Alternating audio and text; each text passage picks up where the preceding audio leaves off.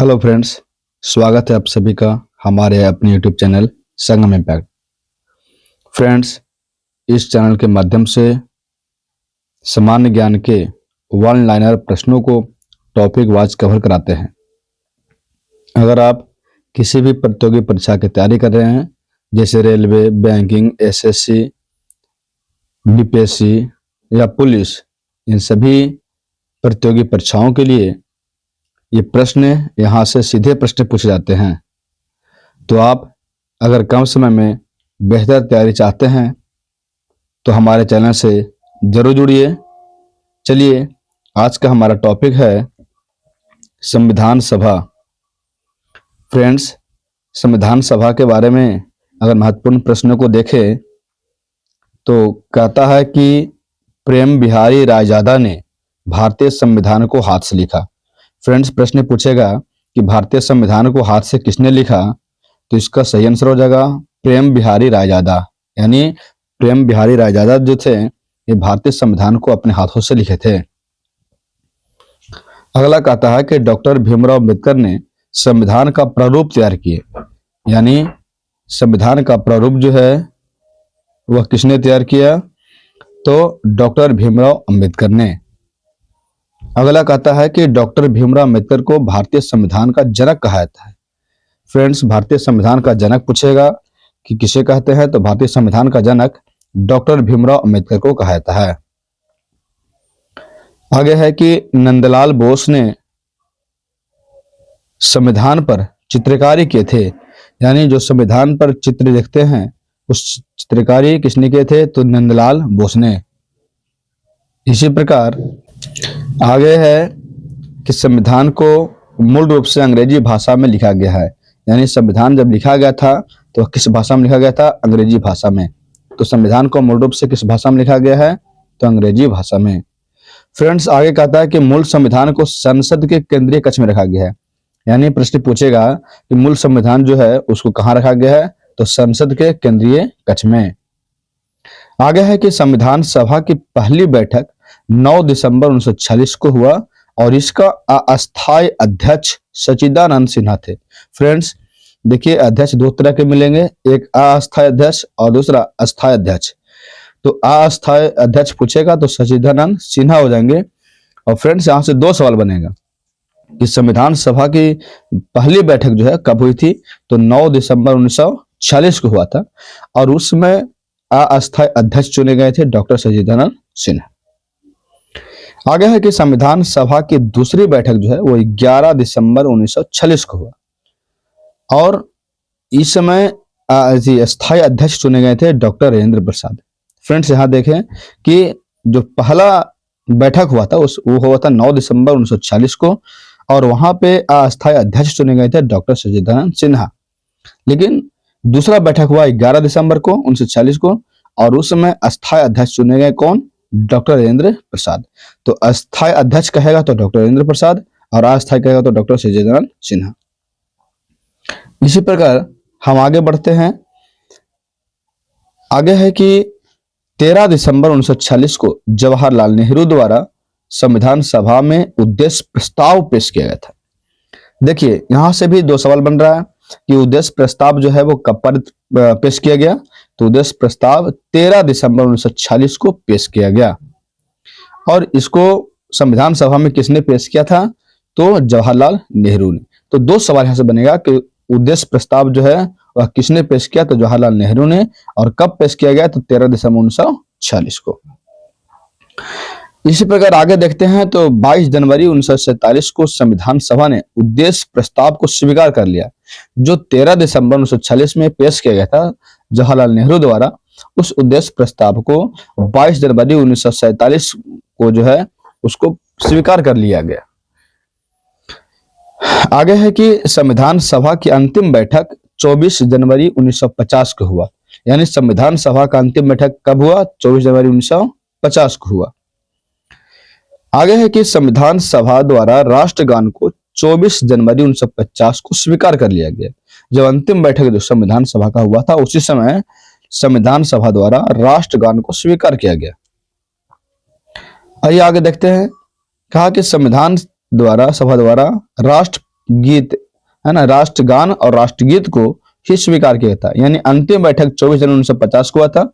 उसी समय राष्ट्रगान को स्वीकार किया गया और राष्ट्रीय गीत को भी स्वीकार किया गया था। आगे है कि राजभाषा हिंदी को स्वीकार किया गया 14 सितंबर 1949 को। यानी 14 सितंबर 1949 को राजभाषा के रूप में हिंदी को स्वीकार किया गया। आगे है कि भारत के राष्ट्रीय चिन्ह सारनाथ के अशोक स्तंभ को स्वीकार किया गया। आप देखते हैं अशोक स्तंभ जो है वो कहां से लिया गया है, प्रश्न पूछेगा कि अशोक स्तंभ कहां से लिया गया है, तो सारनाथ से लिया गया है। अशोक स्तंभ सारनाथ का अशोक स्तंभ से लिया गया है। तो भारत का जो राष्ट्रीय चिन्ह जो देखते हैं वो सारनाथ के जो है अशोक स्तंभ से स्वीकार किया गया है। और कब स्वीकार किया गया राष्ट्रीय चिन्ह को, तो 26 जनवरी 1950 को। ये भी आप याद रखिएगा। फ्रेंड्स, अगर वीडियो अच्छा लग रहा हो तो वीडियो को लाइक करते चले और अपने फ्रेंड्स को पास भी शेयर जरूर कर दें। आगे कहा कि राष्ट्रीय ध्वज को स्वीकार किया गया 22 जुलाई 1947 को। यानी राष्ट्रीय ध्वज जो देख रहे हैं तिरंगा, उसको स्वीकार कब किया गया 22 जुलाई 1947 को।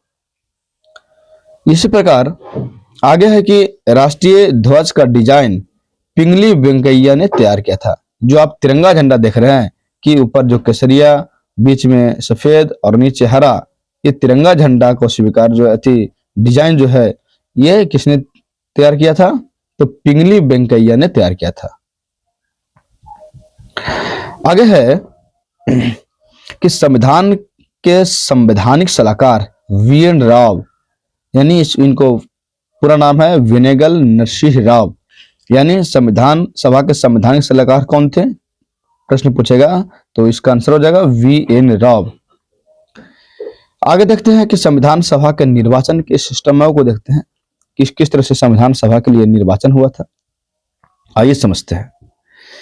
1946 में कैबिनेट मिशन योजना के अनुसार, इस मिशन योजना के अनुसार, तो कैबिनेट मिशन योजना ये भी याद रखिएगा वो 1946 में, यानी कैबिनेट मिशन योजना कब आया था 1946 में।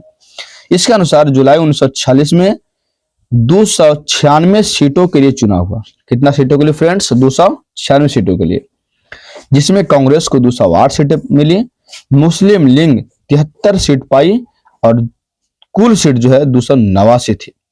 कहा कि 296 सीट पर चुनाव हुआ, जिसमें कांग्रेस को 208 सीट मिला और मुस्लिम लीग को 73 सीटें मिली। उस समय दो ये पार्टी थी, एक कांग्रेस थी और एक मुस्लिम लीग। तो आप देखें कि मुस्लिम लीग को यानी 296 पर जो है चुनाव हुआ, लेकिन कांग्रेस को 208 सीट मिला और मुस्लिम लीग को 73 सीटें मिली, जबकि कुल सीटों की संख्या कितना हो गई, 289 हो गई। संविधान सभा के सदस्यों का चुनाव अप्रत्यक्ष रूप से प्रांतीय विधानसभाओं द्वारा किया जाता है। संविधान सभा का चुनाव कैसे होता है, अप्रत्यक्ष रूप से होता है और प्रांतीय विधानसभाओं द्वारा किया जाता है। और 10 लाख की जनसंख्या पर एक सदस्य चुने जाते हैं। यानी संविधान सभा का जो सदस्य है वो 10 लाख जनसंख्या पर एक सदस्य चुने जाते हैं। आगे कहता है कि संविधान सभा में कुल महिला सदस्यों की संख्या कितनी थी, तो 15 महिला थी। संविधान सभा में कितने महिला संख्या, 15 थी। तो इस बात को भी याद रखिएगा। चलिए आगे देखते हैं प्रारूप समिति, जिसे ड्राफ्टिंग कमेटी भी कहते हैं, या मसौदा समिति या पांडुलेखन समिति। ये चारों नाम जो है एक है, प्रारूप समिति कहेगा या ड्राफ्टिंग कमेटी कहेगा या मसौदा समिति कहेगा या पांडुलेखन समिति, सारा जो नाम एक है। कहा प्रारूप समिति का गठन कब हुआ था, तो 29 अगस्त 1947 को हुआ था। प्रारूप समिति का उद्देश्य क्या था, तो संविधान का ड्राफ्ट तैयार करना था। और प्रारूप समिति यानी ड्राफ्टिंग कमेटी का अध्यक्ष कौन थे, तो डॉक्टर भीमराव अंबेडकर थे। इसमें कुल 7 सदस्य थे। कितना सदस्य फ्रेंड्स, प्रश्न पूछेगा कि प्रारूप समिति में कुल कितने सदस्य थे, तो 7 सदस्य थे, जिसमें पहला भीमराव अंबेडकर ये उस समिति का अध्यक्ष थे। इसके अलावा BL मित, KA मुंशी, मोहम्मद सदुल्ला, अल्लादी कृष्ण स्वामी अय्यर, N गोपाला स्वामी अय्यर, DP खेतान, ये 7 सदस्य थे। आगे है कि झंडा समिति के अध्यक्ष कौन थे, तो झंडा समिति के अध्यक्ष थे राजेंद्र प्रसाद। आगे मूल अधिकार एवं अल्पसंख्यक समिति के अध्यक्ष कौन थे?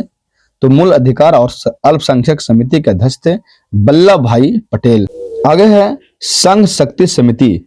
तो संघ शक्ति समिति के अध्यक्ष कौन थे? जवाहरलाल नेहरू थे। संविधान दिवस कब मनाया जाता है? तो 26 नवंबर के। प्रश्न पूछेगा कि संविधान दिवस कब मनाया जाता है? तो 26 नवंबर को मनाया जाता है। आगे है संविधान के अंगीकरण की तिथि, यानी संविधान को कब अंगीकार किया गया? तो 26 नवंबर 1949 को। अगला है संविधान लागू की तिथि क्या थी? तो संविधान कब लागू किया गया? तो 26 जनवरी 1950 को। फ्रेंड्स, प्रश्न पूछेगा कि संविधान दिवस कब मनाया जाता है? तो 26 नवंबर को। संविधान को कब अंगीकार किया गया? तो 26 नवंबर 1949 को। संविधान को कब लागू किया गया? तो 26 जनवरी 1950 को। प्रश्न पूछेगा कि संविधान सभा में कितना समय लगा? संविधान सभा को संविधान बनाने में कुल कितना समय लगा? तो 2 वर्ष 11 महीना और 18 दिन। और प्रश्न पूछेगा कि भारत गणतंत्र कब बना? तो 26 जनवरी 1950, यानी भारत के गणतंत्र दिवस कब मनाया जाता है? तो 26 जनवरी को मनाया जाता है। फ्रेंड्स, अगर यह वीडियो आपको पसंद आया हो तो वीडियो को लाइक करें और मेरे चैनल पर पहली बार आया हो तो मेरे चैनल को भी सब्सक्राइब करें।